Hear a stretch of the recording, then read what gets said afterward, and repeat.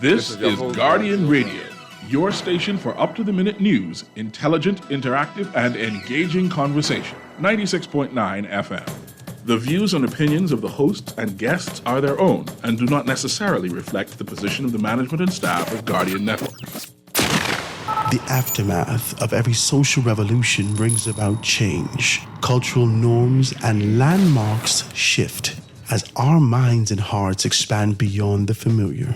To everything, there is a season and a time to renew, revive, and restore the hope lost to the busyness of life.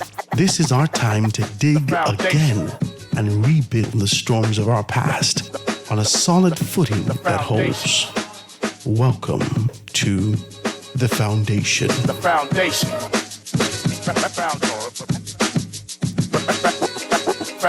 Foundation.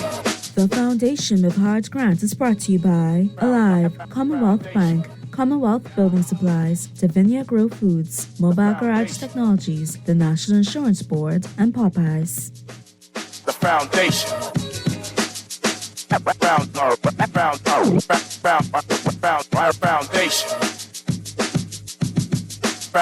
Foundation. The Foundation. Good afternoon, ladies and gentlemen. This is Howard Grant right here on Guardian Radio 96.9 FM on The Foundation. This beautiful Monday out here. I don't know. I mean, many of you may be in Mondays because you had such a rough weekend. But for those of us who are married and well-rested, we say good Monday to you, right? We're in the thick of it, back to the work day, back on this kind of a hamster wheel, making some things happen. It's so good to be in your company. It's wonderful to be here today. I got a slew of things I want to talk about. I want to be decent with you and let you know that. I had this sort of an entire thing laid out. I called some people to talk about this. We can get into that. I called some people to talk about it, but I got a very good call from my good friend, right? Listen, I get in a couple minutes of time. So I say, who's this? Leslie Miller, right? Ladies and gentlemen, on this beautiful Monday morning, we got Leslie the Portcake Miller in here in the studio with us, being able to talk about a few things. You know that you make sure you pick up the newspaper to talk about those things. The Guardian today, on Monday, March 27, 2023, talks about a few things. The Shantytown, the appeal failed. The group alleges that Grant Thompson erred, and then the petroleum retail, you know, Leslie, we want to definitely talk about that. The petroleum retailers pledged decisive action. We're going to talk about that and find out more information about that and get into that. Let's talk about this also. I know some persons in Bimini. I understand that my bishop's brothers may possibly be in that. The Ellises in Bimini, 12 houses, 12 families left homeless after the Bimini fire. So we want to talk about those things also. The line's going to be wide open today, guys. I want you to be a part of the conversation. 323-6232, 325-4316, 325-4259. Anywhere for the family of Islands, 422. Or hit me with the text, 422-4796, 422-4796. The line's going to be wide open today. Leslie Portcake Miller, my brother, it is so wonderful to have you in the studio today. Ladies and gentlemen, I'm also joined by my very good friend. We're going to get into it after this first segment. We're going to get into it with none other than my good friend, Garth Rosborough, to be able to talk about a few things that's happening internationally. But Leslie, go ahead and tell me what's heavy on your heart this morning. Talk to me. Morning, Bahamas. Always a pleasure to be with you, my brother. Absolutely. I tell you what's on my heart. This man called, what the hell he called? Raymond Jones. Raymond Jones Jr. I tell you, he's which gas station he operate? Because he ain't own none. What he operate? The Roca's gas station, the first one out there. Yes, that belongs to Mr. Roca. Yeah, that's Roca. So he's operating that now. Oh, he operating that? He's operating, and that the entire complex. So he's still renting? So what the hell he talking about? I don't know if he renting or buying. I reached out to him to be able to have a conversation. Mr. Jones, I know that we're waiting to be able to have a formal conversation. I don't want to speculate. Yes. Okay, so I have to be able to get to know where he is in that particular position. So he ain't come yet, but he's back in the papers today and talking about these things. Ladies and gentlemen, let's read a little piece. It says, Bahamas Petroleum Retailers Association President Raymond Jones Jr. said yesterday retailers are set to take decisive action to cut their operating costs in the coming weeks. Within the coming week, after the government failed to live up to the word to address the concerns regarding inflexible margins within the stated time frame. Talk to me, Leslie. Talk to You know, me. what I find interesting and what I find bold and presumptuous about this man is these threats on the livelihood of the average ordinary payment. They are renting their stations. They get 54 cents on a gallon of gas. The importer get 33 cents on a gallon of gas. And he's saying, and this would really angered me, he's saying just like Bahamas Power and Light, we should be able to pass on our cost to the consumer. But how the hell his little gas station get to be on par with Bahamas Power and Light, which is owned by the people of the Bahamas?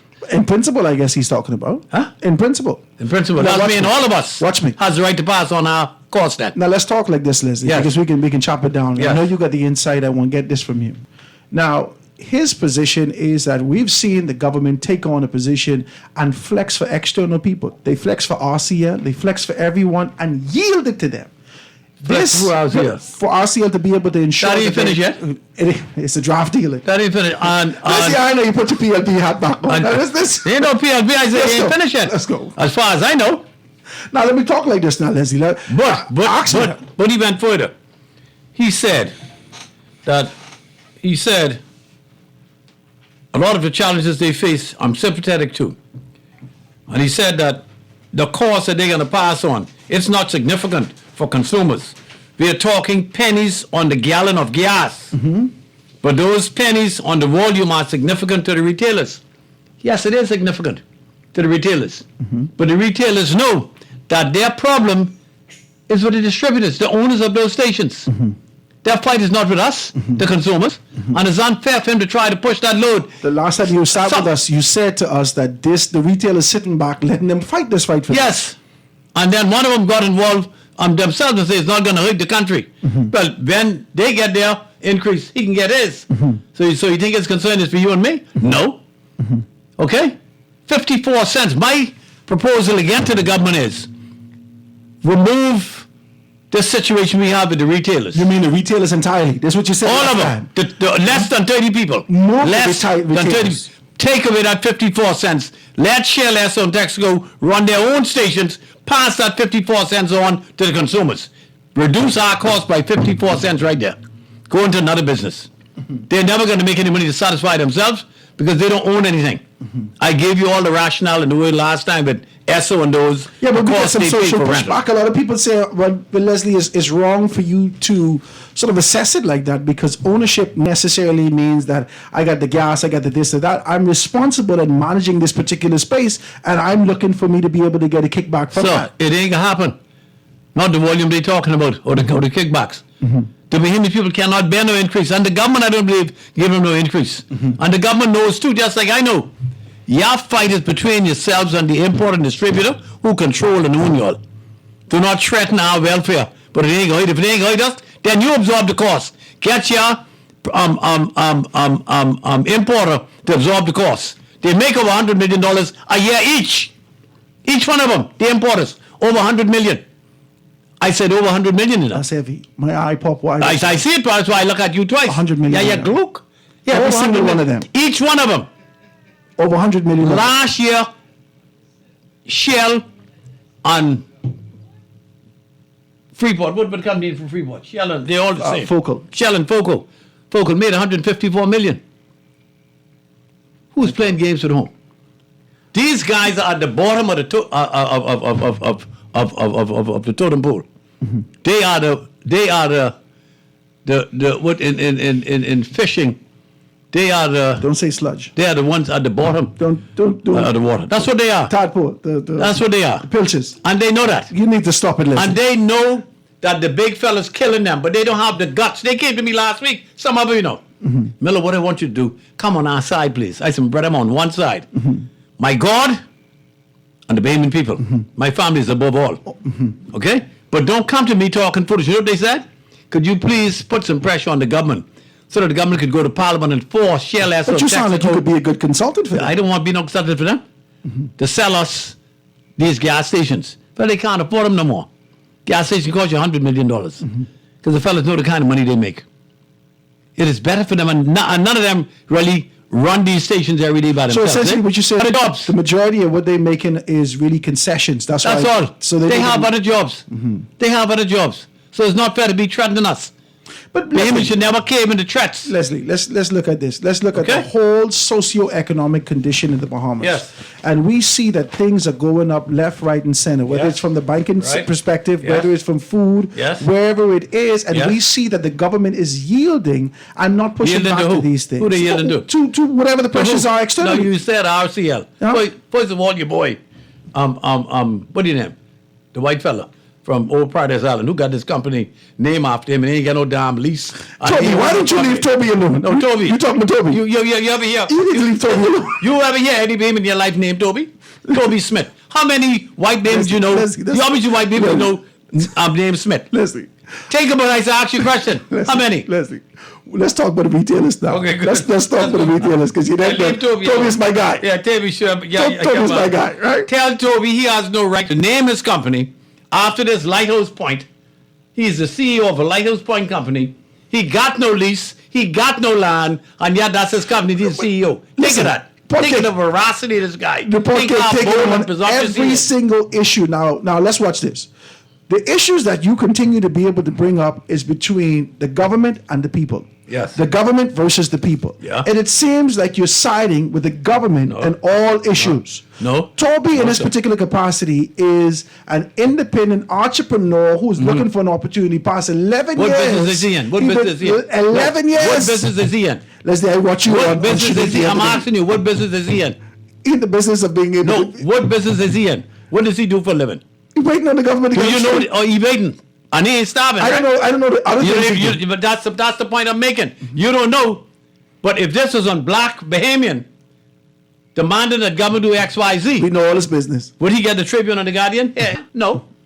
You just dismiss him. This is just another fella But making you don't noise. think that this is a fight for entrepreneurs in the country? You don't think his fight and his plea to stand up against the government? Because Leslie, many of us has done this.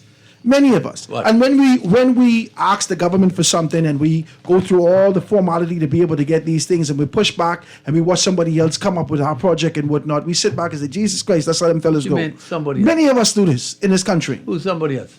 No, I'm just saying hypothetically. Even you in your capacity under the former administration, Yes. when they throw you under the bus, you say, well, Jesus Christ, I got to wait until something else happened. And you went through the formal process until you had favor. Now talk to me. Should we not support Toby in this particular capacity?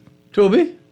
I would support any legitimate Bahamian now. Mm-hmm. Oh my God, you said so. So you Bred put and born. illegitimacy on the man. Huh? You ain't put illegitimacy on the man. I He ain't know. illegitimate. I think he's working above board. Talk to me. Is he a Bahamian? Oh, Jesus God, Leslie. Let's talk about this, Leslie. Listen. And let's talk about these things. This man here has watched our government. What government? Why? The government of the Bahamas, not our administration. Why didn't the Right Honorable Hubert Ingram, the Prime Minister, Minister Ingram, and the Minister, Okay. and the Honorable that's your friend, by the way. Minister of Tourism, yeah, he's my friend, Okay. and he's still coming back to take over very shortly. My God, Leslie. Leslie. Here long now. He got 4 of them brothers with him. Lock up. This Lock Monday down. morning first thing you Lock can't do down. this. Yeah, no. Listen, Hubert Minnis, whenever he pleases, will be the next leader of opposition. No ifs and buts for that. Listen, ladies and gentlemen, Leslie can be with me not long, but be here. And I got it right now. right now. My God. But I want you to know, it is not fair for this man to be threatening us with high fuel costs because they know where their fight Leslie, I lies. can bring him on the show. Okay. We can have a very clear conversation because I've already reached out to Raymond Jones. I know him personally. And ask him about the I can charges ask him that about they these pay. particular things. I can ask him about their stake in the industry, their Yeah. ownership stake in the Yes. industry, what they're going to be doing, Yes. and how they can take such a strong position with the government. Now, And not take it with those who With the retailers. have their knees on The the wholesalers, neck sorry. for the last 50 years. the wholesalers. The wholesalers. The The wholesalers. owners. Not The wholesalers, owners. the owners. The owners. Yeah, the owners. Okay. The owners. Okay, so what you're saying to me is that they're truly in a management capacity, and if they want to be able to have a conversation about what their intake is, they should really be talking to who owns the entire industry, yes, those particular yes. persons. Okay, And that's the ones to give them better margins. The Okay. government shouldn't move one eye, and if they do, believe me, you can hear from me. I promise you that. well, I know you can be right here. I ain't got no and, problem and, with that. And I will go against the government if the government make that decision that they give them an increase because it's not warranted. I want you to come. and there's visit no me. justification. Let's see if we can talk on None. Friday. What you do on Friday? I don't know. I just hope I live to see Friday. Praise God. But Well, if you God, live to I'm see here today. Friday, come sit down with me. No, I Let's know, talk. I can't because promise you that. Let's see if we, Mr. Raymond Jones, and have an opportunity to be able to speak with the government and find out, because I want to have a lopsided conversation. He's already spoken to the media. I want to know about his position, how he could take such a strong position. And guess what? It's a unified position, Leslie. This ain't only him one saying this. This is an entire I said body. less than 30 people is going to decide our destiny and put an onerous burden on the backs of our people. 30 people? You think that's fair? You really think that's fair? But we can talk about it, Leslie. I appreciate you stopping 30, by, I my said. brother. There's 30 people. Okay. Ladies and gentlemen, that's Leslie Mitter here, the Parkcake, really being able to take on Y'all the have fight a good afternoon. for the And if you all young... know where this man gas station is, boycott him if you do foolishness. Leslie, you doing a lot You hear what I today. say? You want I boycott say the man too? boycott him and don't buy his fuel if he decides to threaten our welfare. Okay? Leslie, that's a lot. This ain't war, Leslie. This is the preliminary setting to find out where we can go. So what you do? You eliminate the guy before you get to the finals. But Leslie, we ain't even declared nothing yet. We got to know where we are. The man right here on the front page. Ladies and gentlemen, This is the critical week. we can take a quick commercial break and get back. Okay. We are here, the Foundation. Leslie Mitter start the show off with a bang today. It is a hot thing. My brother, if you're out there, Raymond Jones, I want you to be able to And give me a Toby call. Please give us a call so we can Toby get Smith. clarity. And no. Leave my boy Toby out of this. He got nothing to do with this. We're going to take this quick commercial break and be right back after this. The foundation.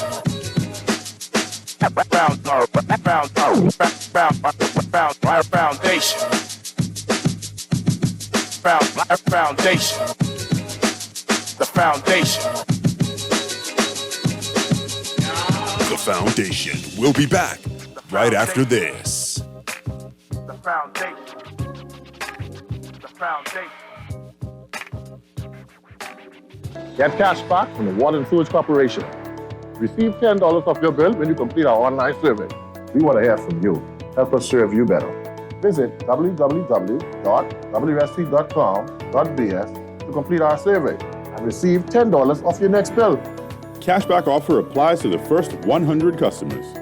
It's fast, easy, and rewarding. The Water and Sewage Corporation. Committed to growth, committed to quality.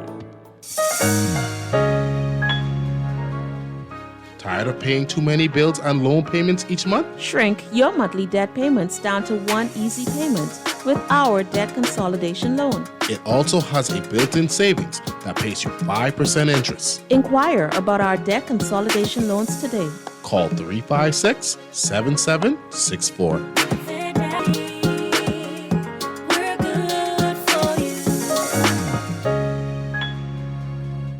In 1973, the Bahamas gained its independence and CBS Bahamas opened its doors. From humble beginnings, CBS Bahamas is now the nation's top supplier and installer of architectural building products, the country's largest home improvement retailer, and offers the most extensive online shopping platform in the Bahamas. That's a lot to celebrate. We're 50 and fabulous. Visit us today at CBS Bahamas, CBS Pro Store, or cbsbahamas.com. The Grand Bahama News is available every Tuesday in the Nassau Guardian. Buy your local paper at Freeport convenience stores, Western Bakery, De Gregory's Fine Foods, and Bellevue Gifts. Want to reach your Grand Bahama customers? Then call Barefoot Marketing at 827-4578 or message them for ad rates via their Facebook page. Advertising opportunities now include classified ads too. Keep up with all the latest news in the Nassau Guardian newspaper every Tuesday. This is Guardian Radio 96.9 FM. Fresh news, smart talk, all day.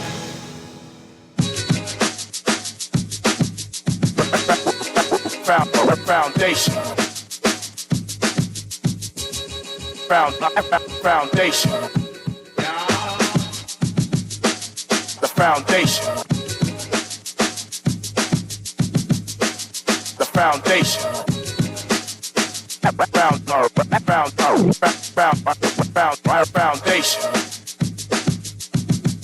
Foundation. The foundation.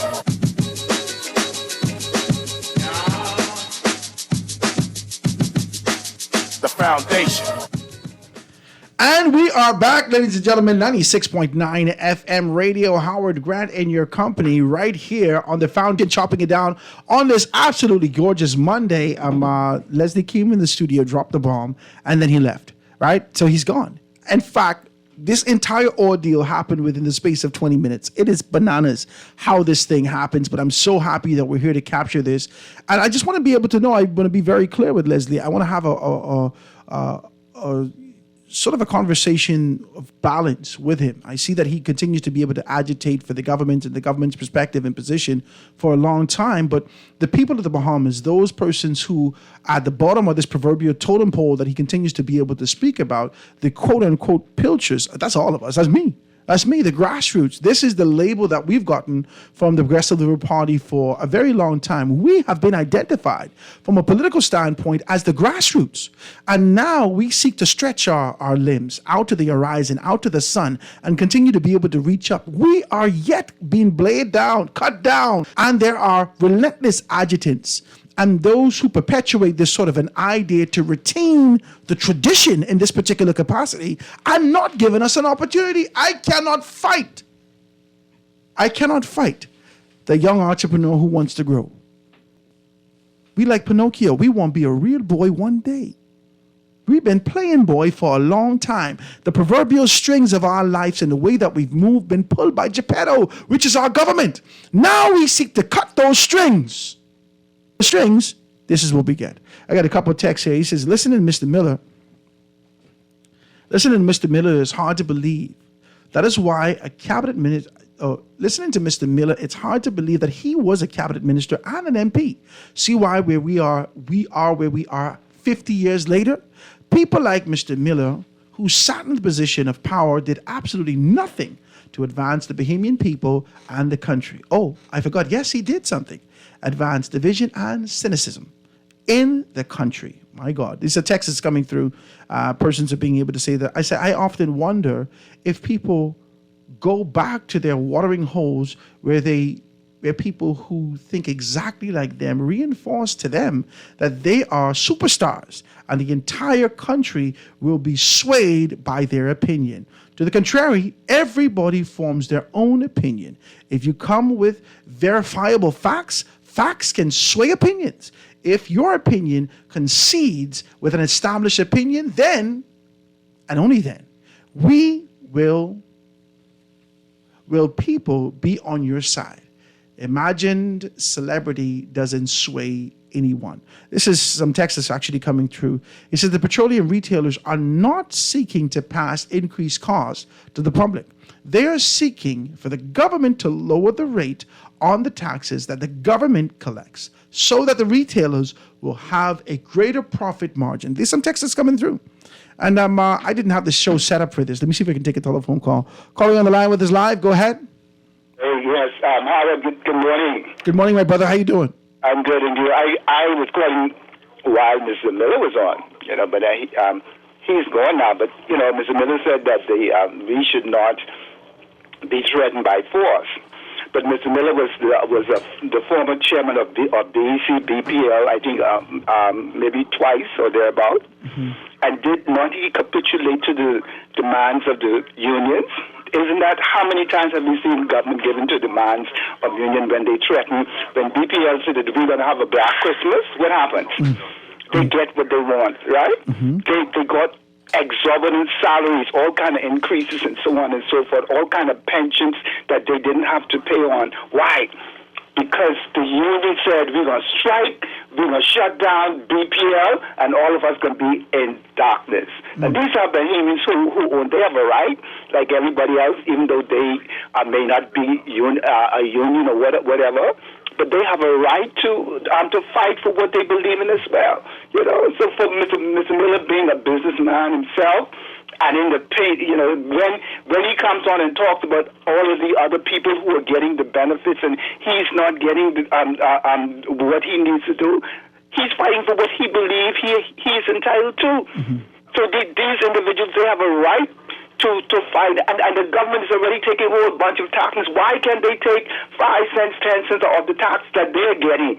Because all the money that they get It goes in a black hole anyway. Government don't go that way. They just go up. They don't go back. There's nothing wrong with if they're taking, if the government is getting $1, take 90 cents and let the guys live, man. Because all the money, if the government get $3 billion, they ain't getting nothing out of that. They could just increase this. They can go and fly all over the place, man. So the government need to sit down and talk with these guys and work it out. I appreciate your telephone call, my brother. Thank you so very kindly for that.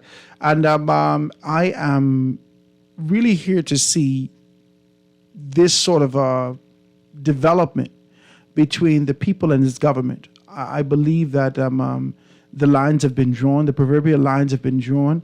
I wouldn't go as far to say that there is a proverbial war of any sort, civil or otherwise. I do believe that there is a very clear understanding as we progress into the future, as we move progressively and our dreams continue to be able to sort of contract instead of expand, right? I believe that the lines have been drawn. I believe that those persons in ownership positions, in entrepreneurial positions, and understanding that taxes are increasing every Jesus day, everywhere you turn, there is more taxes. We had a great opportunity to be able to talk to the Department of Inland Revenue to talk about the concepts and ideas that are in these particular spaces, right? And what they're going to be doing there. And the taxes that are levied upon the Bahamian people is exorbitant, right? We know that each administration talked about the lazy way of being able to collect revenue for the country is taxing. We heard that more specifically from the former administration. Yet, they've become more creative in identifying even the subsectors or areas where we try to sneak to make a couple of dollars and tax those areas, such as our Airbnbs. So we got to have more conversations about these things and be very clear about how we're moving forward with that. But today I wanted to talk about something different, right? Today I wanted to talk about something different. I wanted to talk about Uganda. I wanted to take that time out to talk about Uganda. Most recently, over the past week or so, we've been seeing in our social media pages, and the lines are wide open. If you want to do that, we can do that. But give me 2 seconds to be able to get this out, right? Over the past week or so, we've been seeing Uganda take on a very strong position and looking at their position as it relates to this anti-gay legislation. Now, firstly, the legislation came out in 2013, and it wasn't passed in the House. I don't think they had a quorum or something like that from 2013, but it came back. And coming back, there has been this overwhelming support in Uganda for this kind of position for anti-gay and anti-gay legislation, right? And so the speaker took on a very clear position. She said, I've received threats, right? Guys, make sure you check it out and look it up. I don't know if you are checking these things out. Go online and look at this stuff up. You can Google any of this. She said, I've received threats. I've received all these things and all manner of stuff. She said, people are afraid that we're going to get all these issues and whatnot. Let's talk about this, right? I want my producer to be able to play our first clip. This is from a Ugandan politician, right? His name is Massa. Let me see if I can pronounce this right. His name is, let me see if we can pull him up.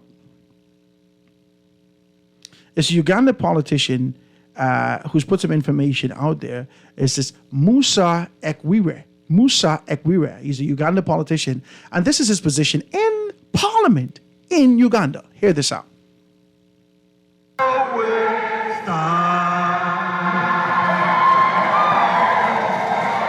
In our country, we will have our morals. We will protect our children. And we are making this law. We are making this law for ourselves. We are making this law for our children. We are making this law for the children of our children. This country will stand firm. And once it passed, I can tell you, Madam Speaker, we are going to reinforce the law enforcement officers to make sure that homosexuals have no space in Uganda. I thought this was absolutely bananas. I thought it was crazy. I had to start to do all sorts of searching. I went up and down. Yes, I got in Texas. Uganda is a sovereign country. We're not fighting their sovereignty. We're not fighting their position. We're talking about this stuff. And I got my very good friend, Garth Rosborough, in the studio with me to be able to chop these things down. But let me get this foundation out. Let me get the base out. So I did up and down. I said, wow, what is this? This is crazy. Uganda has 46 million people. What is their murder rate? Last year was 4,400 and some. Almost 4,500 people was murdered last year alone. And so they have all these issues that's going on around them, and they take such an impassioned position on these Christian values that they claim to be at the forefront of what needs to be standard and represented in Uganda. The United States of America also has been listening to this, and as the true proverbial captains of the world, the superheroes of the world, quote unquote, America has taken on a very strong position on this. This is the White House Press Secretary, Carrie Jean-Pierre, taking on this particular position. Listen to what she has to say.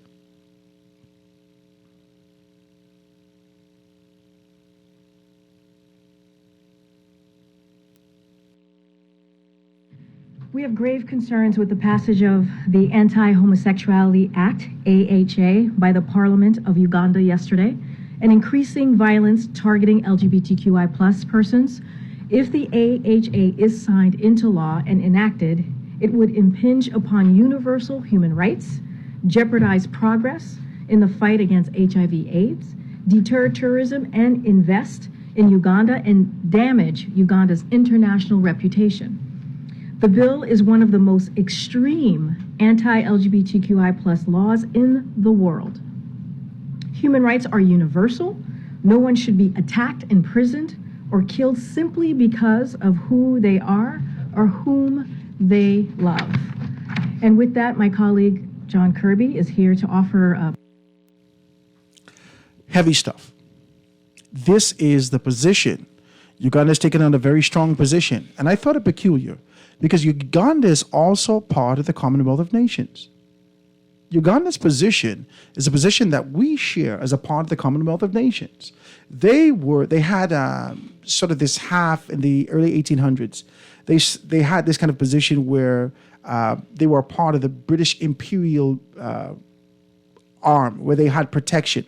Now, Kenya was fully colonized, but right under them, Uganda, which is also Ubanda, right? They had this sort of a area where they were protected by Britain, right? So they had this quote unquote self-governance, but not necessarily full independence. When they became fully independent and identified those things, they then became a part of the Commonwealth of Nations. And so I'm looking at this and I'm saying, despite the treaties, despite these kind of positions that they've taken, despite all of these things, Speaker of the House in Uganda, I think her name is Miss Anita. Did I write her last name? Miss Anita. She took on a very strong position and she indicated, and I'll tell you what she says. She says, I don't need to, and I kind of paraphrase it. I don't need to go to America. I've received significant threats since then. She said, Uganda has its convictions and we stand on that, even if I have to go in my backyard and dig cassava. That's what she said. I don't have to go back to America. Now, this is amazing to me.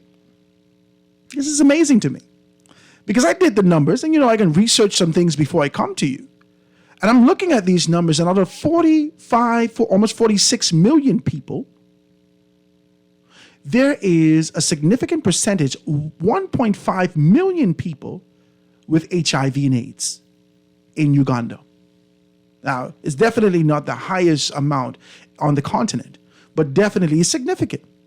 1.25 million, 21,000 people die annually, based upon information that I've just read, what I've read most recently. 21,000 people die annually as a result of HIV and AIDS. And so they had aid. Their aid was designed strategically from within their borders, but they had external help. And I'm saying, all of this and still took on a very strong position and conviction. Why?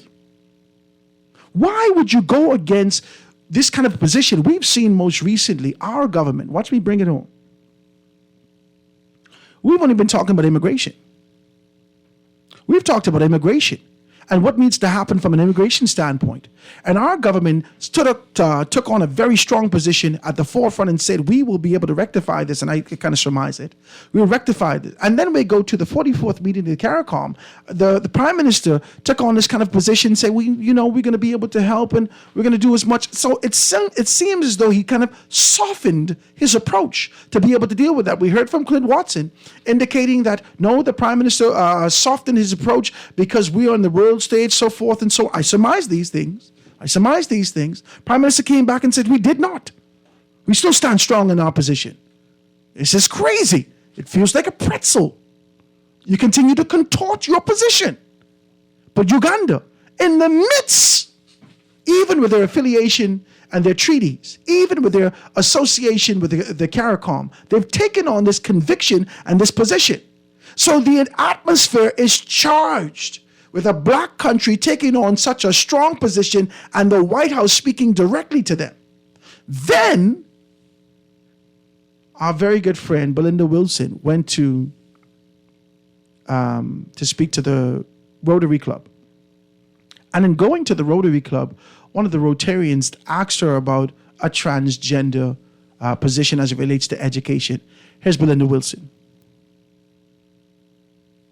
I think that it would be wise for a component of transgender, the various different family compositions, it needs to be addressed, and not addressed that you would be pushing an agenda or you would be taking a side or position, but students need to be aware of what is happening in that vein, because remember, we are preparing them for the world.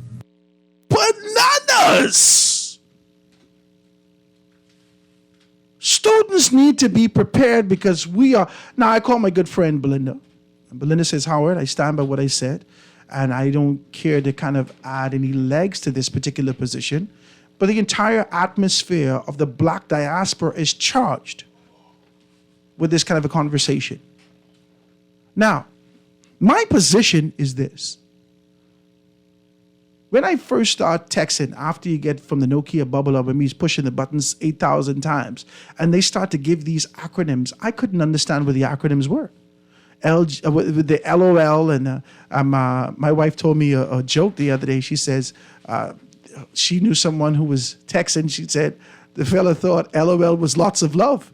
He was texting this girl. He said, I love you too, right? See, no one knew what this was. What is LOL? Lots of love, right? He said, "Oh, this is the first text. She loved me already. This is too much, right? This is what she tell me." I laughed so much I cried.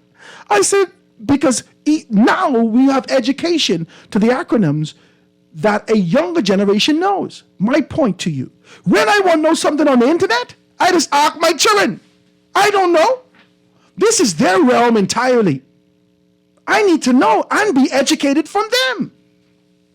And so Belinda Wilson's position to talk about this says to me, she says she don't want to talk about it. I ain't gonna fight her. She's my girl. But the truth of the matter is that this is an entire stick. Several 2x4s squeezed together that's thrown into the fire. And it's leading to a social conversation that may be taboo, but we're going to talk to it. Ladies and gentlemen, I want to introduce my good friend, Garth Roseborough. My brother, it is so good to have you in the studio. I thank you so very kindly for your patience and being able to give me these 2 seconds to kind of get this out here. Well, Howard, I got to flatter you a bit. The Bahamas loves listening to you, so I can listen too. Mm-hmm. But it's good to be here, good to be alive. Having some beautiful sunny days here in the Bahamas. And this is why we love our country, because it's just one beautiful place to live, even with our hiccups, even with our disagreements. We have to truly say that we are blessed people, and I'm glad to be here with you today. Now, I want to talk about these things. We got 5 minutes before we go to a commercial break. I just wanted to get the good foundation out there. We still have an hour before we can be able to chop this down, but I want to talk about this. This is a taboo subject. Definitely. We're seeing in our society, this concept and idea of inclusion has become significantly buoyant. It is on the lips and at the forefront of a great deal of conversation. And the conviction of our Christianity, many of us, has been pushed aside to incorporate this new idea, this new wave, this new generation, this new course that is traveling around the world. The reason I sought to have a conversation about this is because, notwithstanding the issues that we suffer in this country, there is a significant conversation about being able to teach our children in this particular manner. And we see that the president of the Bahamas Union of Teachers take on this kind of a position. She's a 6 feet. Only her and Michael Jordan have this much rings. You understand? And she's in this position and speaking clearly and directly to the people of the country who we weren't even having this conversation. But to throw this stick in the fire and then hide your hand is a peculiar thing. I won't do that. And I know my good friend is going to call. I know that. And she want to be able to call and talk about these things. Now, I'm not here to agitate anything. I just need to have clarity. Is this a time to be able to incorporate this as we are losing a great deal of morality in our society? Today, you can pick up the papers, your Tribune paper, and Jeffrey Lloyd's in the paper. Jeffrey Lloyd took on a position as it relates to corporal punishment that came out of Bimini. And he said that I believe that we should take on corporal punishment entirely. We should eradicate it out of the schools. We've known corporal punishment, and beaten, we call it beaten. We've known that to be a part of our day-to-day life for a long time. And Jeff's position, former Minister of Education, his position is that maybe our parents have got it wrong. My God, listen, this is strong stuff. This strong stuff. Jeff's position is maybe our parents has got it wrong. I'm going to read a little piece of this. So he says, it is time for us to face the fact, and this is the Tribune, guys. It is time for us to face the fact that the way that we have been raising our children, including how my parents raised me, it's not been to their highest benefit. It may get you some temporary obedience, but what does that do in the long term emotionally and from a physical health of the child? I am not by any means suggesting that we go easy on children, but who are disruptive or misbehaving and so on, they are to be dealt with seriously and decisively and deliberately. Not only them, but their parents, okay? But I don't believe that the infliction of physical violent punishment meets the objective that we seek to obtain. This is the position of leadership in our country. Let us change the course of the tradition that kept us in this position. This kind of resilience that we know of, that we speak of, this kind of an idea that we continue to celebrate that is Bahamian, let's throw it out of the way. Throw it out of the window. Talk to me. If I may speak to the latter, because I'm almost certain that the previous topic that we're going to discuss today is going to take precedence. I was on a show about 2 weeks ago, maybe last week, Monday or so, dealing with this very idea of physically bringing punishment to children. And I want to be extremely clear today as to my intent. I personally do not ever believe that it is ever merited to put physical punishment on anybody at no time. I believe that hitting a person is nothing more than a shortcut to get a desired result. Yes, the process may be long, but patience when it comes to disciplining is always necessary. I got to dig in on this. I want you to, and I want the Bahamas to listen to me very clearly, so I want to just give a synopsis, if I may, in 1 minute's time, since we're going to a break. We're going to break right now. I only got 30 seconds. Let me take this quick commercial break. Hold on to it. Let's write it down, pin it. Ladies and gentlemen, we're here. 96.9 FM. We got to go to a break, go to news, and be back with this conversation. We're talking about this. I know you want to talk about retailers. Leslie Lynn got you hot. But I want to talk about this. Mm-hmm. Have we lost our conviction? Have we lost our soul and our position? Have we continued to genuflect to the IDB, to the World Bank, to the IMF, to this, to that, to S&P, all these things, and lost the soul of who we are, what our grandparents put in us? Let's talk about that. We're going to take this quick commercial break and be right back after this.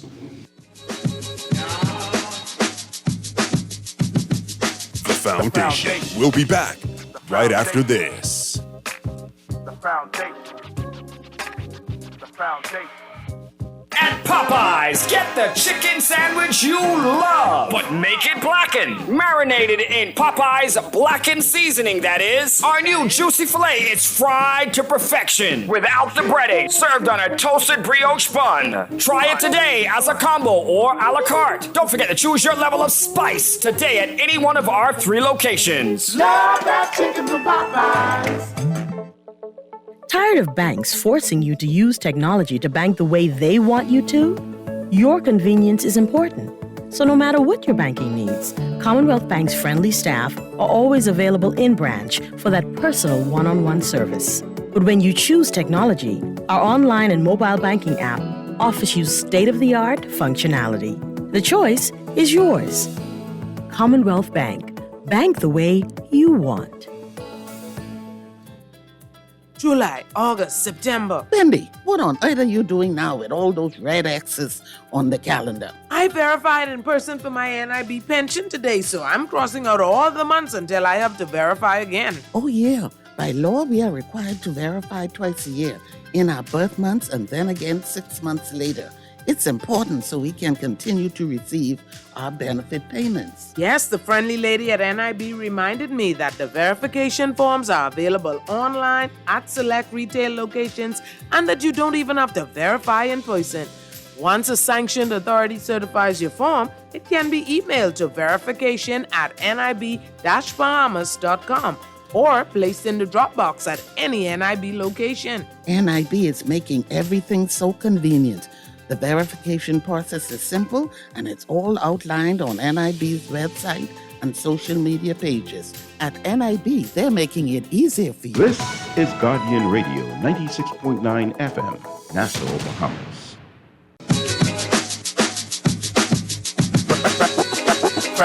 Foundation. Foundation. The foundation. The foundation. Foundation.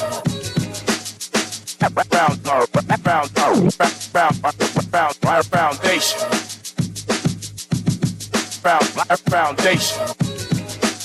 The foundation.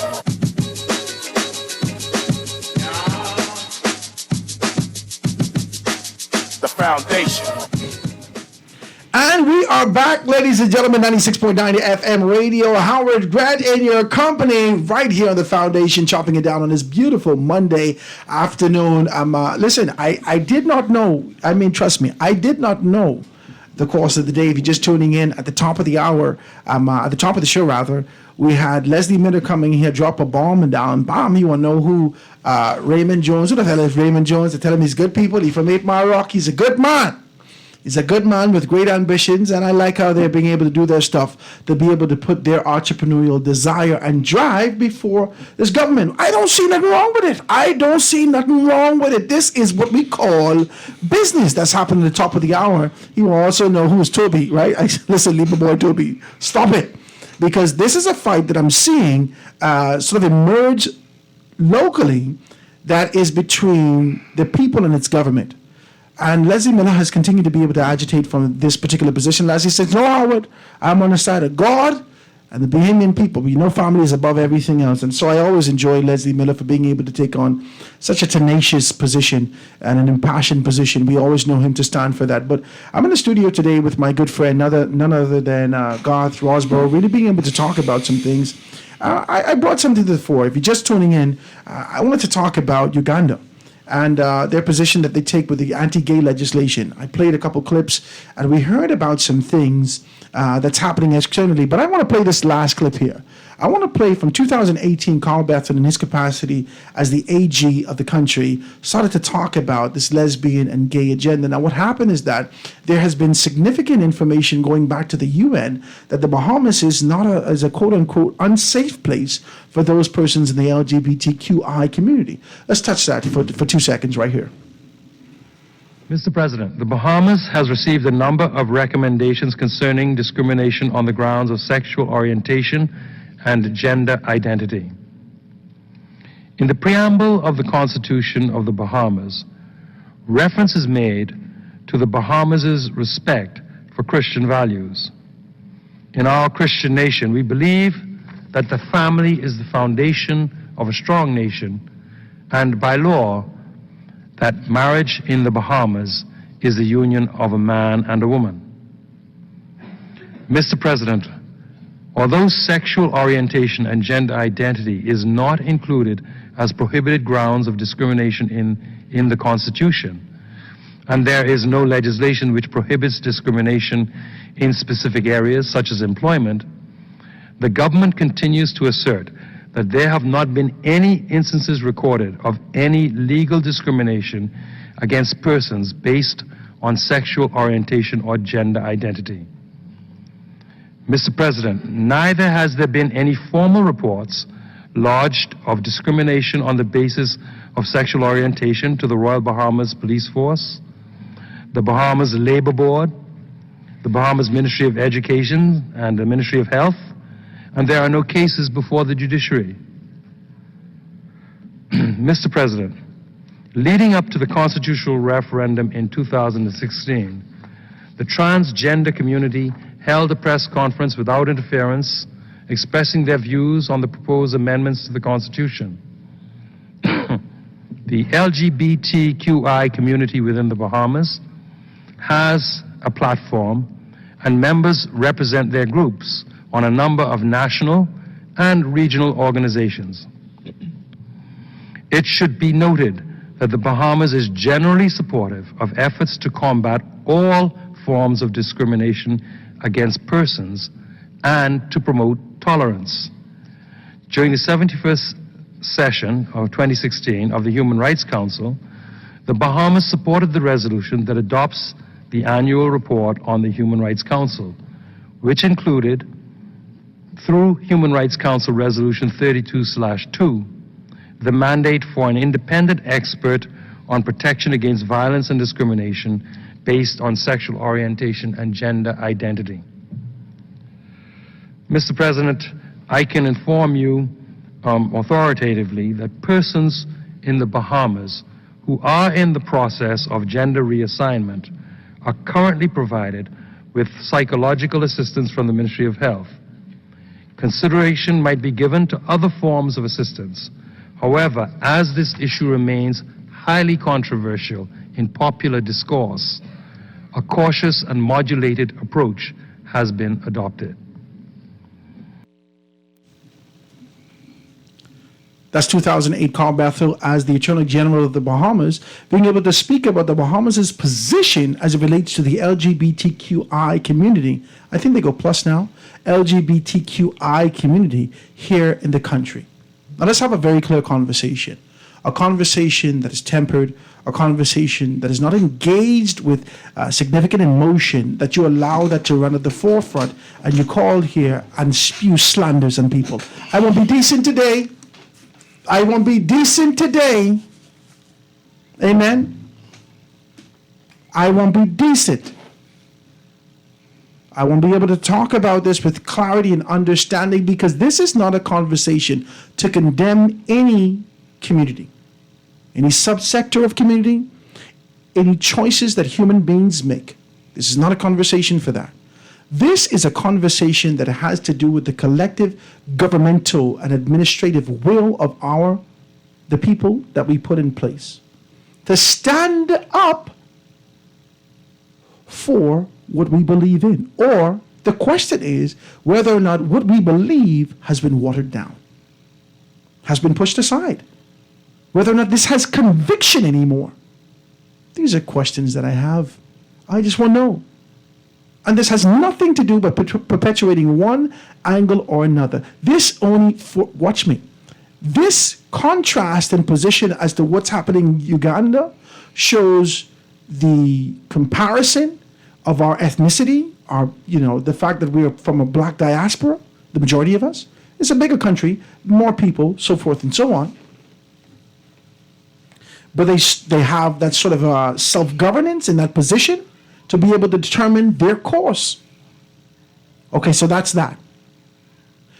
In the midst of everything, they have decided to be able to take a stand on this. And I just wanted to talk about it.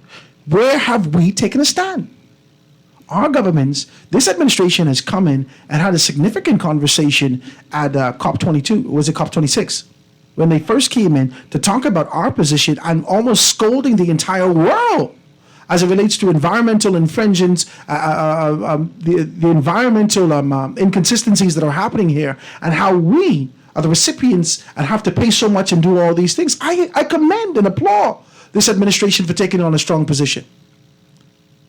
But there are some issues that are happening on the ground, whether it be immigration, whether it be crime, whether it be education, whether it be a socioeconomic position that we have yet to be able to put a finger on. I'm joined in the studio today by my good friend Garth Rosborough, being able to talk to us about these particular things. Garth, I just wanted to kind of play that clip from our good friend Carl Bethel and be able to talk about that when he was in the capacity as the AG. He talked about some things. He talked about our Christian values. He talked about a Christian nation. He talked about the family structure. He talked about the promotion of tolerance, and then the assistance that the government provides for those persons who seek to be able to transition from one gender to another. Talk to me about these things. We're going to go back to this one, or we're going to go back to the beating of the children. We're talking about the whole thing. I just want to get that beating of the children thing out of the way, because I gave it just a few minutes of thought. And I do recall that as a Christian nation, there's a scripture that says that Jesus whipped the people at the temple. So I do suppose there is a time when a whipping must take place. But in terms of children, I don't think there's ever a good time to beat a child. And I just wanted to just share a story that was shared with me by a young man by the name of Sean. And he told me one time that the Bahamian mother, looking at the son, knowing that the son had done wrong, said to him to go down the street and pick your tamarind switch. Now, Bahamians know what that means. The tamarind switch is a tree, the tamarind is a tree, and the switch is a branch. And you get one of those that are quite pliable. They could bend, and when they come through the air, you could hear them coming before you feel it. And he was instructed to skin the branch or skin the tamarind switch and bring it to her. And so mostly the child went off weeping, came back home weeping, gave the switch to the mother weeping, knowing the pain that's going to be inflicted. And this is the normal process. The mother did something that was very unusual. She took the switch from her hand, gave it back to the son, leaned over and told the son to hit her 10 times as hard as he could. And the child looks at the mother in astonishment, and the mother says, "Boy, you better do it." And as the boy whipped his mother, tears began to even roll down more quickly. And of course, it was prepared to fill a pool because of the amount of tears copiously falling from his cheeks. The mother also was weeping. And when the child was finished, the son asked the mother, "Why did you do that?" He said, "You know how difficult that was for me?" And the mother said, "Because every time you do something wrong, that's how I feel." And the impact was one of a reformed child. And it brought to my mind how, as a Christian nation, the Son of God came down knowing that he had not committed any wrong, any sin, but yet he took the bruise and the chastisement for us, that we can be saved. And so I can imagine the impact of this world should have been one where we are so apologetic that we would not want to do wrong anymore. But when we call ourselves this Christian nation, I look out on a Friday, but I should say Thursday night, the partying, the reveling, the drinking, the smoking, the juicing, the fornication, the adultery, the ripping off, borrowing money from people and don't ever pay, not paying your rent, stealing things from people's shop. This is what we call a Christian nation. These are issues that has to do with human beings. Yes, I don't know whether or not I want to relegate our people, because I don't believe that Christianity brings perfection. I believe it only gives us an opportunity to be able to become Christ-like. Well, this so is why we're going to be able to have issues in the this country. is why I say to you, let us truly define what it means to then be a Christian nation. That's why I just want to clear up. That's what the reason why I had my point with Uganda is that despite the fact that Uganda is ever expanding, there is about 46 million people in that country. Predominantly black country on the continent of Africa. They have identified this issue after Christianity was brought to them by the Anglican Crusaders. After Christianity was given to them, they have taken on this position like it's theirs. And they have taken on this position to be able to eradicate. If you read the laws, they're willing to lock you up for life. Of course. And listen, you read the laws, this is wild. And my only point is that they have the conviction to stand for something. And I didn't want to be able to put this, my only point with this is not to be able to exasperate or expand the idea of the LGBTQ community. It has to do with more focusing on the government. They are able to stand in their conviction no matter what the world says. That's Uganda. We are ever ever bending, flexing, throwing something else into the bag, into the barrel, and giving something else to someone else when they come with bigger money, and forgetting our position, forgetting our convictions, forgetting our dreams and hopes. And whilst other persons continue to dream of a space in the Bahamas, our dreams continue to be able to collapse into the abyss, and we have nothing to hold. That's only my point. My point wasn't about the LGBTQ. My point was that Belinda actually brought this to the forefront by being able to speak to these things. But I already done been thinking about this long time. Well, she has a responsibility. She is the president of the union. She sits in the chair where she has to look at all sides of the argument. What I gathered from listening to her statement and reading her statement is very simple. She's saying we cannot put our head underneath the sand and act as if this is not happening globally. It's just what I'm reading. She's saying that, you know what, some way, somehow, the government has to take a lead and grab the bull by the horn, and we need to figure out how we're going to bring this subject to the forefront. How do we contrast that to the conversation about putting condoms in school? Well, the thing that she said is that she's not yet prepared to address the situation, which was very safe of her to do, especially in that particular setting. She was invited as a guest, and you know this very well. You're a communications major. You know you're actually a guru of communications, and you know that sometimes, like Jesus did. I always marveled at the story, though, of when they asked Jesus, "Who are you?" This happened with him. And he said absolutely nothing. He said, "Who do you say?" Yeah, no, he did say that, but there was a point when Jesus actually did not answer. And I'm saying to you, even God Almighty himself didn't answer. And so I do understand that she has a right not to answer. I'm not trying to protect her. I'm not trying to advocate for her. But I know this much, as you rightly said. She's a 6 feet leader. 6 feet. And guess what? She ain't a 6 feet leader for nothing. No, whether you like her or not, she knows how to be a champion. And so this is what I want to say, though, to you, before you take the microphone back from me. The women like Belinda Wilson and like Glennis Hannah Martin and like Cynthia Mother Pratt and Janet Boswick and the likes, these are women of example. These are women that our younger women in this country need to emulate. They need to learn something from. I know we all have our habits, we all have our downfalls, but for God's sake, man, we got too much hoochie mamas, and that is another culture. You wilding out, sir. No, I'm wilding out. You wilding all the way out, sir. We need some more. See, the women are the cradle of society, and these are people who nurture. So guess what? If the younger women who are now becoming teenage mothers are not nurturing their children properly, when they go to school, these are the things that they're going to be confronted with. LGBT choices, Christian choices. What happens to the child who's a Muslim or who's a Rastafarian, and they go to school and you want that child to pray? I'm not against prayer. Of course, I came up in a Christian home. But guess what? The person who's a Muslim is going to be offended by your Christian prayer. So these are the principles and the fundamentals. If you want LGBT out of the schools, what they're saying to you is then you got to take the prayer out of school, because this is the premise in which we're working with. But that's a conversation of the United States of America. That's a whole entire conversation. That's where we're heading. That ain't here. That's a global assault, whether you want to call it WTO assault, whatever you want to call it. That is the direction the world is heading. And I'll say this to you very clearly and very strongly. It is now up to you, the individual, to protect your own. You now have to get out of that house, go to work, make your money, and protect your family. If the government is going to now introduce such a measure to your children, then you now need the funds to either take them to a private institution that teaches as you preach, or keep them children home and hire an at-home tutor. That's where we're at right now. Let me take a telephone call. Caller, you're on the line with us live. This is the Foundation. Go ahead. Good afternoon to you, Mr. Grant. Good afternoon, my brother. How you doing? And good afternoon to your guest. Good afternoon, my friend. Yes. As you played in Played on Uganda, I have also been following that, the premise in Uganda. Mm-hmm. I've been reading and listening.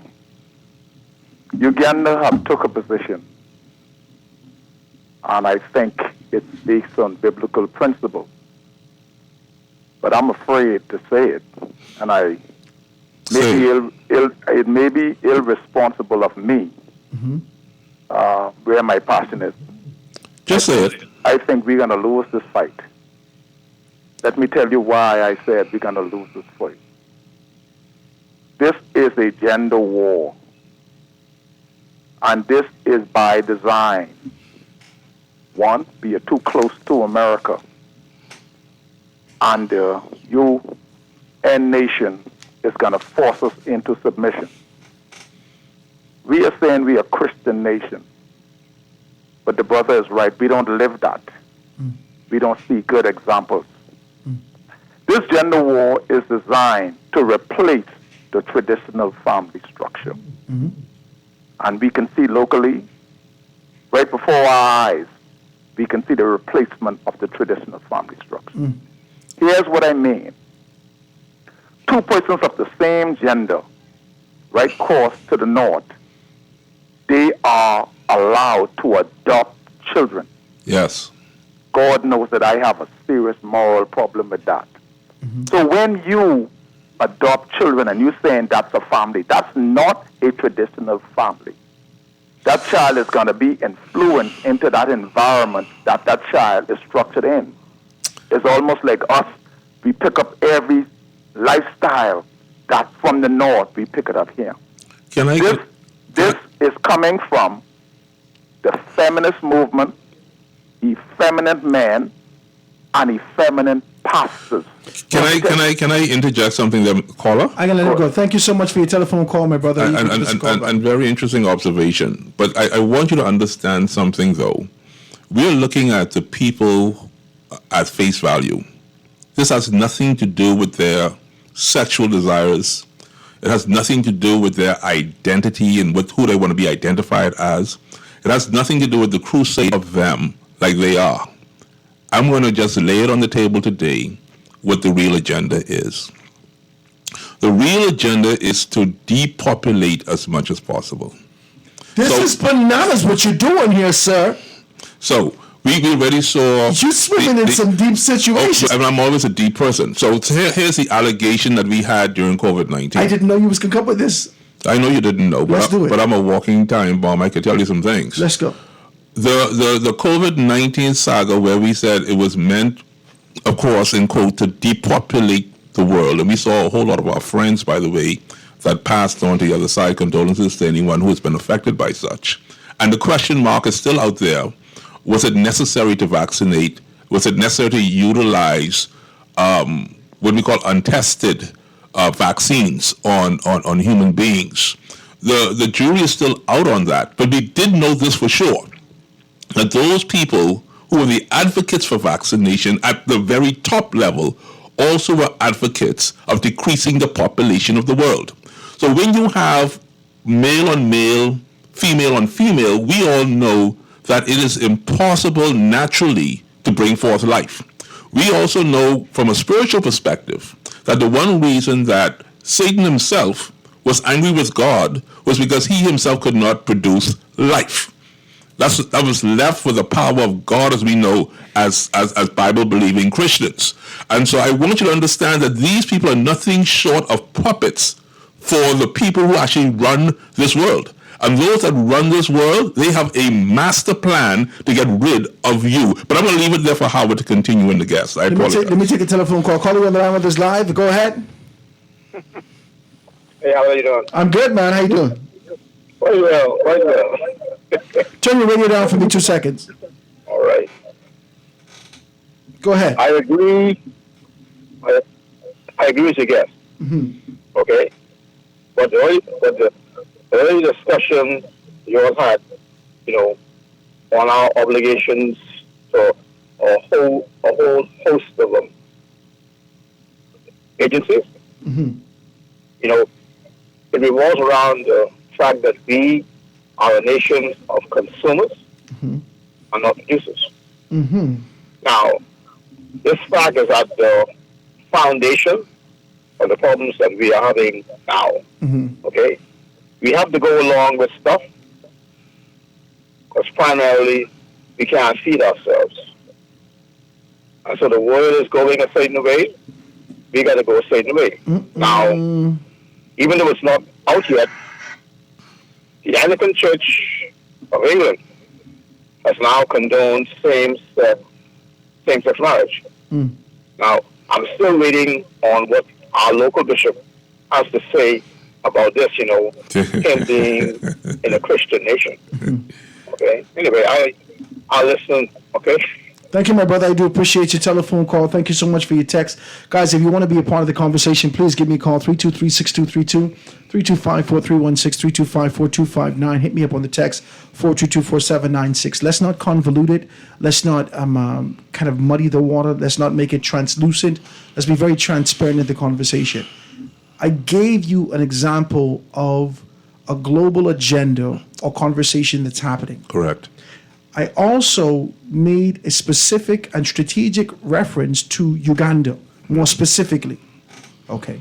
Uganda's conviction to stand in their position and speak to the entire world and cut everything off, to be able to hold steadfast to their convictions as a community, as a people. They've decided to do that. My position is, when and where will we see our conviction as a society? Our governments, the last time, let's do this. Let's touch this. I can touch this. Do you remember when, under the last PLP administration, we see the Minister of Foreign Affairs, Fred Mitchell, had an opportunity to be able to visit the Vatican, and he came back, and this is when there was this sort of a back and forth between Fred Mitchell and the late Myles Munroe. Do you remember this? Okay, let me help you. When Fred Mitchell came back in his particular capacity as foreign minister at the time, he said it is very important that the Bahamas adopts global views and agenda. I surmise it. If you're listening, Fred, I surmise it. I can get clarity on it. I can pull the thing up. It is very important that we adopt. There is a global view and perspective. It's very important that we understand if we're going to be a part of a global community, and there is important that we have global views. Okay. And if you remember, Myles Munroe took certain positions with that particular statement as it relates to this concept and idea of what we're seeing now as this conversation about inclusion. Now, we've also seen, as it relates to conviction and position, we have not seen it anywhere else to be able to be spoken of with strength. And that's sort of a determination that this is the Bahamas' position, come hell or high water, this is where we start. We haven't.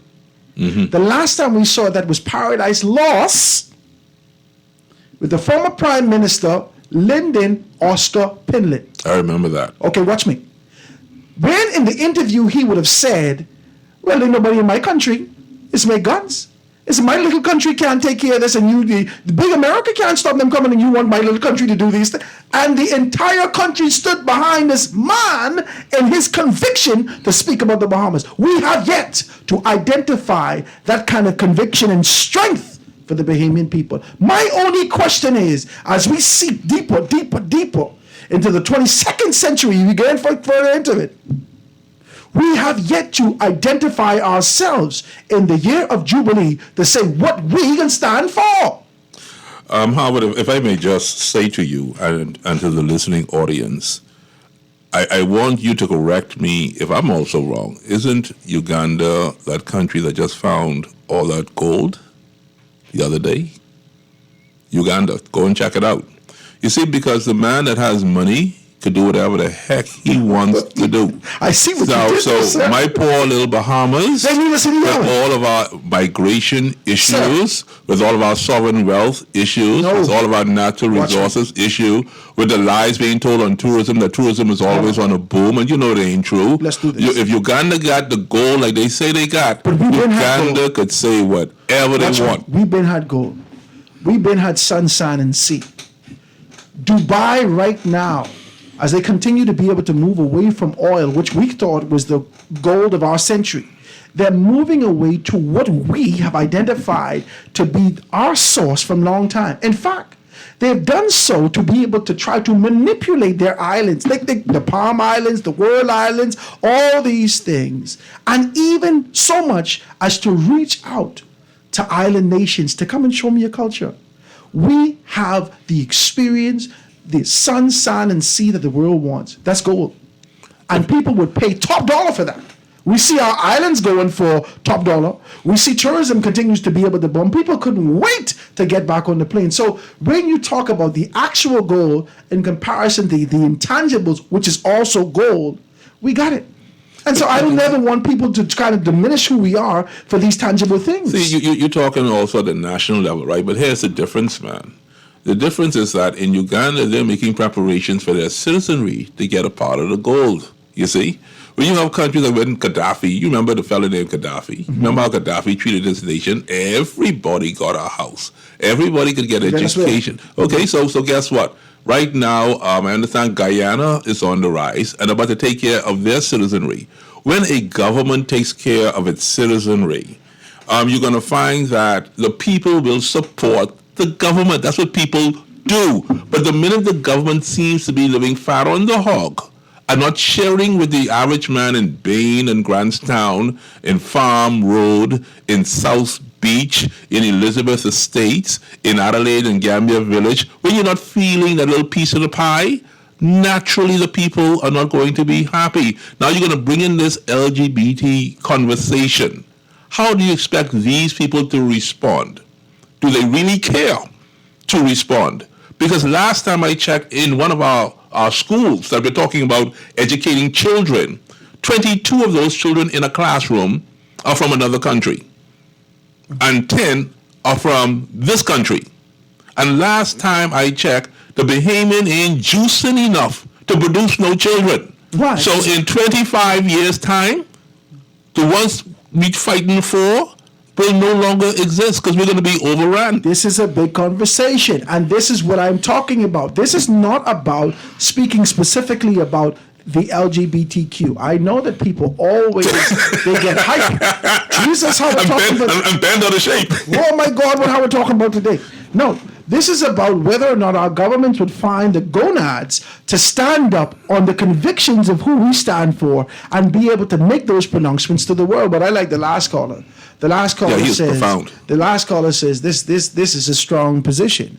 We don't produce our own things. And because of that, we have this relentless dependency on the external world. That's why we have to yet genuflect to those things. Guys, be a part of the conversation. 325-4316, 325-4259, 323-6232, or hit me up on the text 422-4796. Let me take this quick commercial break and be right back after this.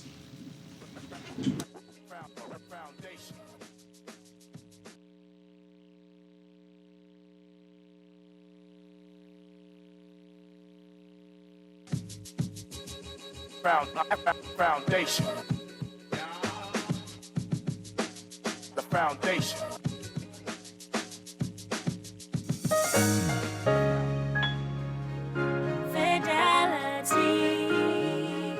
We're good for you. My business couldn't survive without my credit card machine from Fidelity. It's fast, convenient, and my clients love it. My sales increased, and I can track my earnings. Get your credit card machine from Fidelity today. Call 356-7764.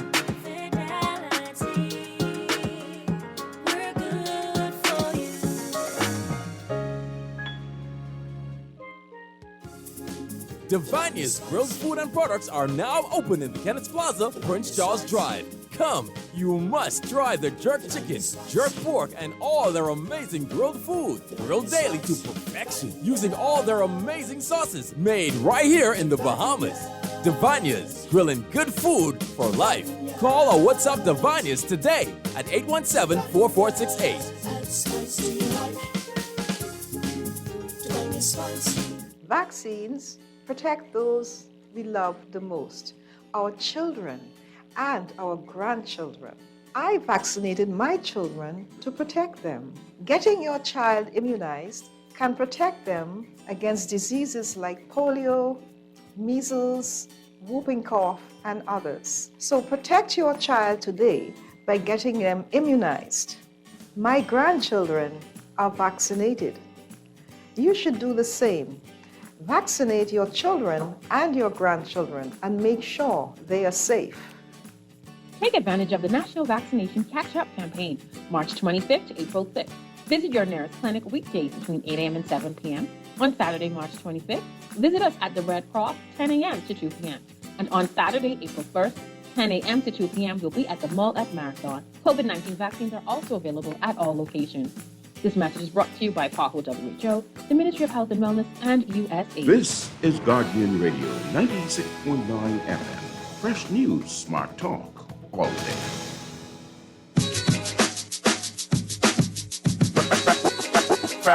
Foundation.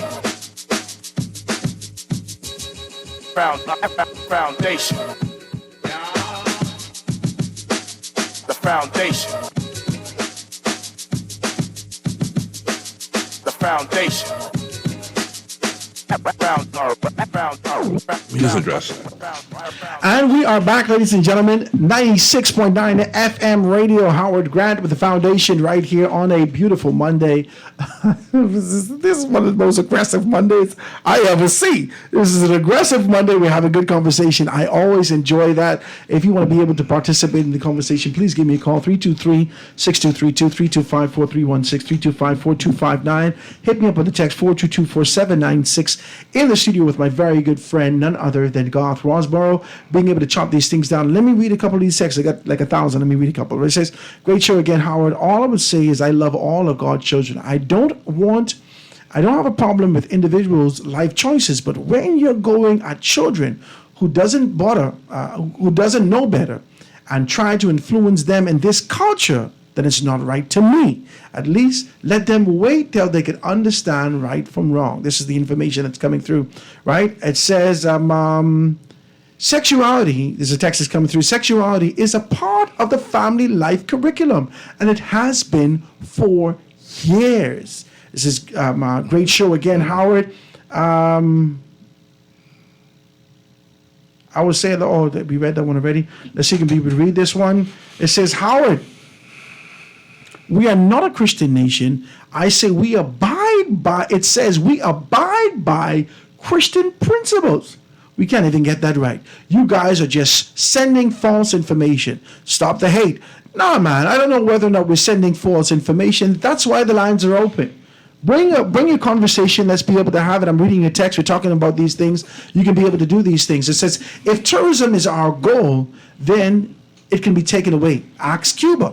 Uganda's goal can only be taken away by bad deals or force. Let's talk about that. Well, I know for me, Howard, I can only speak for myself, so if you want to throw stones at me, you can. When I was born, there was something that I observed very quickly, that there was a difference between a boy and a girl. When you was born? Oh, yeah, I know that from the time I know who I was. I know a boy and a girl is two different things. This is wild. The one thing that I liked about the girl is she had long hair, and if she pretty, I like her. I don't know why I like her, but I like her. The fella, we can shoot marble all we want. We can even play hopscotch with the girls. But we used to love to play dollhouse, and I never, ever, ever, ever played dollhouse with a bunch of niggas. That ain't happening. Negroes. Or young men or whatever. You know, I apologize for the word niggas. I don't like it myself. Leslie called somebody coming in the studio today. That's what happened. So I only did it for Leslie. Sorry. But the truth be told is this, right? When I got to the age where I could read and I could go out by myself, I used to peek at the little girl magazines, them little Playboy magazines. I used to look at those things because I was fascinated. When I got to the age where I could make a decision and temptation came my way one day and I was able to indulge, it only took me about 10 seconds to figure out what to do. I was in. And I wasn't repenting. I wasn't sorry. I was the happiest little boy on God's earth. And I've been happy ever since. So when people decide to make a decision, I want to just say this to you. Children do not make decisions at their age. Children, you form their character. You give them the tools necessary to compete in life. ABC, 1, 2, 3. At the age of 12, you're still a child. At the age of 15, my mother used to say, you ain't no man in my house. Now, when you could turn your own key and provide for yourself, you can decide to do whatever you want to do. If you want to go and deal with John, Mr. Mark, go deal with John, but guess what? John ain't coming to dinner though. And that's my choice, and that's still my house. And so people have choices, people have options. You cannot be offended if I do not agree with your lifestyle. You cannot be offended because I want to be straight and you want to support the LGBT. But for some odd reason, I want to make this very clear, why does it seem, and I could be wrong, that LGBT people always have a chip on their shoulder? We've been straight for centuries. There's 5 billion plus people on this planet who have come here by one way and one way only, choosing. Whether it was marriage, whether it was fornication, whether it was adultery, whether it was in a laboratory, you only get here when you put a sperm and an egg together. Why are you seemingly upset with me that I do not agree or I may not like what you're doing? I also have a right. And so as you have a right to be LGBT, I have a right to be straight. I want to read this text. And so that's just how it is. Let me read this text. It says, when same-sex marriage was becoming a thing, proponents said that there's no agenda. Today, there is an agenda. Today, now in the Bahamas, we have the Teachers Union president talking nonsense about normalizing a mental illness. As it relates to Africa, everyone skips over Uganda's law also includes death penalties for pedophiles and rapists. But after hundreds of years of raping and pillaging Africa, including decades of colonialism, the West thinks Africa's main agenda should be the LGBTQ community. That was a strong text just now. It's strong, but I think they were erroneous when they put a position on Belinda. Once again, she never said what her position was. She didn't say she wanted to bring it into schools. All she said is that we have to bring it to the forefront as a government and deal with this now so that we know the way forward. She's only being responsible in her portfolio as to administer what is going to be next. This has to happen, is what she's saying. Let us bring this conversation to the table, let's close the conversation, and let's move forward. That's all she's saying, and I agree with her. Howard, someone needs to give your guest a plaque. Job well done. He has my vote. I don't know, he was running for something. I ain't running no more. These people do you in, boy. If you ain't PLBF and them, they can do you in, boy. I can tell you the truth. Yeah, they like you on the outskirts. Well, you still good, eh? Yeah, but I fool up with that. Pick me then. No, well, next time, buddy. People are great people, you gotta love them, but they just like what they like. Like they say, we likes what we likes. Let's take a telephone call. Calling on the line with this live. Go ahead. Yeah, good afternoon, Mr. Grant. Hey, good afternoon, my brother. What's happening? Yeah, good afternoon to this Gert. Is it the boy Gert? The Goth. Yeah, this Goth. Yeah, God, I love what you're saying. I with you, and you in the back, and I row in the boat, all right? So, thank you, my brother. God is very smart. So listen, Mr. Grant, I'm afraid, God started to talk about the vaccine, but I don't go down that paradigm. Because everybody know emotionalists get about the scientific BS and the lies and subterfuge, right? Yes, but I know. What happened now, God is so correct. So Howard, you remember some time ago I asked you if you was familiar with the Georgia Guidestones, right? All right, you know the narrative of the Georgia Guidestones. Yes, I know the Georgia Guidestones. They're gone. No, I didn't hear you. They're gone. I think they last time I actually watched a documentary that they were gone the other day. I think maybe a year ago. What you mean? You saying they removed it? Yes. Go look it up. But it was there from the 80s, so the narrative is still persisting. I don't mind them removing it, but it's still staying in my brain in the fact that they say when we reduce the world population to 500 million. To 500 million, yes. But only tell people it was erected from 1980, but only people started to bring light to it. But let me remind you, because God may be familiar with this. See, most of us, we just talk and repeat things we're hearing. But we have forgotten that from the Berlin Conference, the real terminology is the new moral world order. So the word moral is an integral thing in there. So this thing is not deep.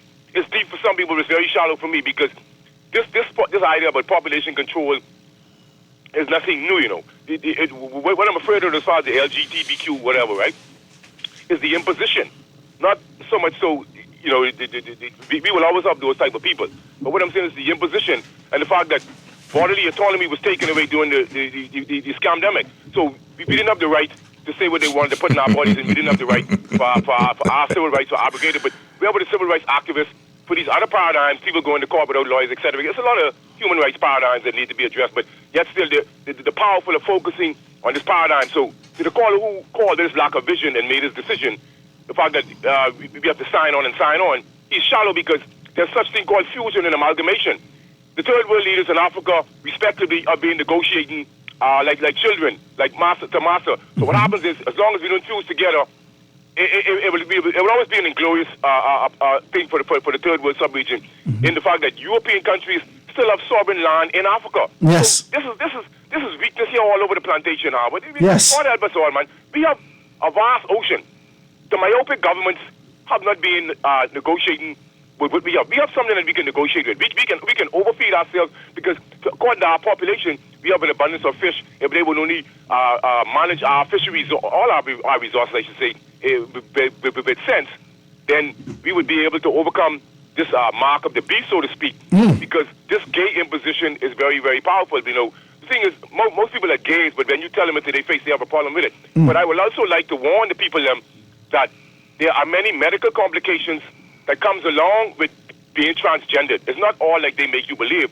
People go on surgeries years after they had it. They have complications years after. And also, I wanted to punch in the fact that, oh God, I forget what it is. I really forget this. I was reading something crucial I wanted to 52, I can continue the conversation this week, so I want to give you an opportunity. Something I had to say, all right. I can give you an opportunity to be able to call back this week. Caller, on the line with us live. Let me take the next telephone call.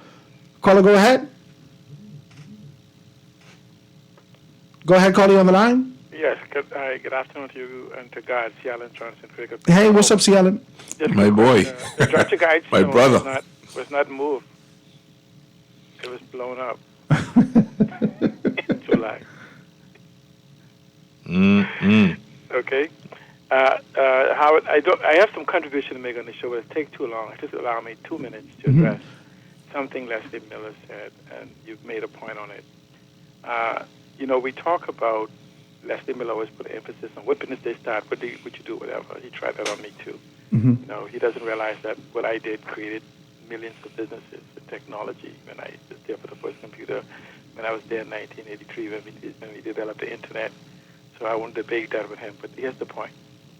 Here it is that he doesn't understand that we are in an age of dispensation. Even now, since AI, machine learning, and deep learning take back, that ideas is the new currency, even more valuable than data. Wow. Look in the last 25 years at the billion-dollar companies. They didn't start with anything. They started with an idea and got people to come around them and fund and support it. And this is the problem with the archaic leadership that we have. They have yet to recognize the new dispensation we are in, where the world is run on data. And now we are moving from the knowledge-based economy to the actual knowledge economy, which started in November of last year with the release of ChatGPT. And so if we actually have a conversation, you'll see that it's time for us to digitize the Bahamas. It's time for Bahamians to recognize if they have a good idea and they need $1 million, they only need to convince 100 people based on their business plan to give them $10,000 each, and they'll have their $1 million. And ending this with Howard, if you borrow $1 million from the bank, $10,000 payment a month starts next month. If you get $1 million from investors, no payment is due. They're looking for you to add value. In the same way, if you buy Cable Bahamas or Atlantis share, you don't go back to Atlantis or Cable Bahamas to sell them the share. The company builds value, and those shares are sold to someone else. So you could spend your time building and expanding those companies to bring value to those investors. So we should need to have a talk on this one day. Yeah, we talked about it. We set something. Didn't we set something up? Huh? We set something up for Wednesday. Yeah. So Okay. I'm just saying for those individuals out there, please don't be dismayed by the dinosaurs speaking. They are a very small group of people with the megaphones. Then they sound like that's why they're loud, but it's very few of them. Thank you. Thank you, my brother. I do appreciate your telephone call. We got to take one more commercial break.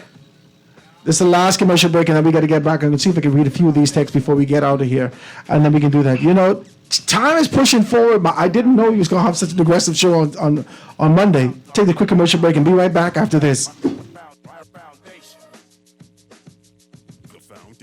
will be back right after this.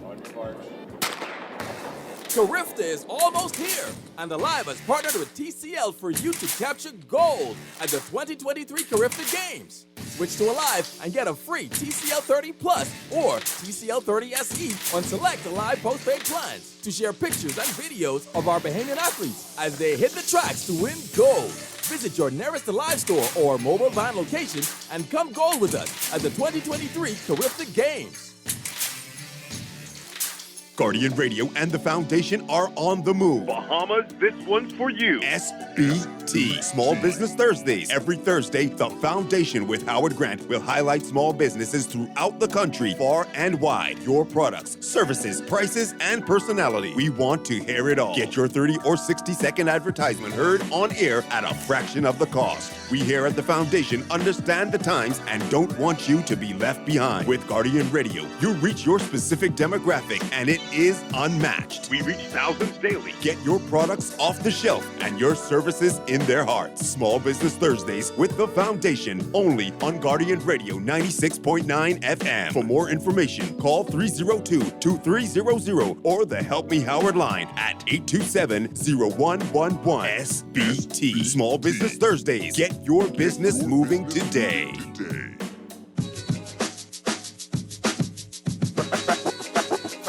Foundation. And we are back, ladies and gentlemen. 3 minutes before we get out of here. Let me see if I can take 30 seconds to take this last telephone call. Caller, you got the real life 30 seconds. Go ahead, caller. You on the line? You on with us live? Go ahead. Okay, she or he, they hung up already.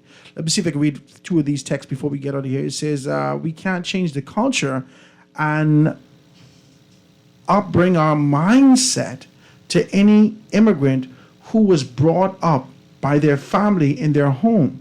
That is why we wave their flag in our country. So 20 years from now, the Bahamas, as we knew it, will be no more. This is a text that's coming through. He says, boy, Howard, stop playing with them. If you wanted controversy, you should have bring on Rasta them on your guest. I don't want controversy. I just want a conversation to talk about these particular things, right? Howard, we all know that we have many gay men inside the House of Assembly. Why are they dressed up as men? This is wild. This is wild. What you're saying, these are texts coming through. Let me see if I can be able to read one more of these. It says, listen, please, many gas stations and Mr. Bastian goes gas station inside is a garage, no marketing, no products, no innovation. Look at the gas station in America. Besides selling beer, they have stuff that will cause you to come inside and spend what you need to rethink their products. They need to rethink their products and fix themselves instead of messing with the Bahamian people. This information is coming through. Ladies and gentlemen, I want to thank you. In these last 2 minutes of the show, I want to thank you so very kindly for being able to tune in with us, man. This is really what I want to talk about. I just want to be able to ask whether or not we have conviction in this country. I want there to be introspection from our leaders. And anyone who has aspirations to move to government leadership in this country, you need to ask yourself some questions. Are you prepared to take on the job to agitate and fight for the Bahamian people? Or are you going to perpetuate the same rhythm and system in your political organization? We are tired of that. I can't get no amen. We are tired of that. We are tired of you perpetuating a system that you have clung to from the late 60s, early 70s, in the 80s, in the 90s, that continued to be able to feed your family and perpetuate this idea of you becoming an oligarch. We're tired of that. When are you going to get the conviction to stand for all of us? And we're seeing there be a conversation between the government and its people. And you have to choose your side. Either you choose the side of the people, where, like C. Allen says, that ideas is the new goal. And we have an idea to become more. I want to thank you for it, man. I want to thank you for these conversations and giving me the space to kind of chop these things down. I want you to think about it and join me tomorrow. I should have an interesting guest that actually comes in the studio, and if Leslie Miller don't bust through again, to be able to do what he do, right? Ladies and gentlemen, I thank you so very kindly for tuning in today. This is 96.9 FM Radio. Howard Grant and your company with the Foundation. Beautiful Monday. I started your Monday off with a little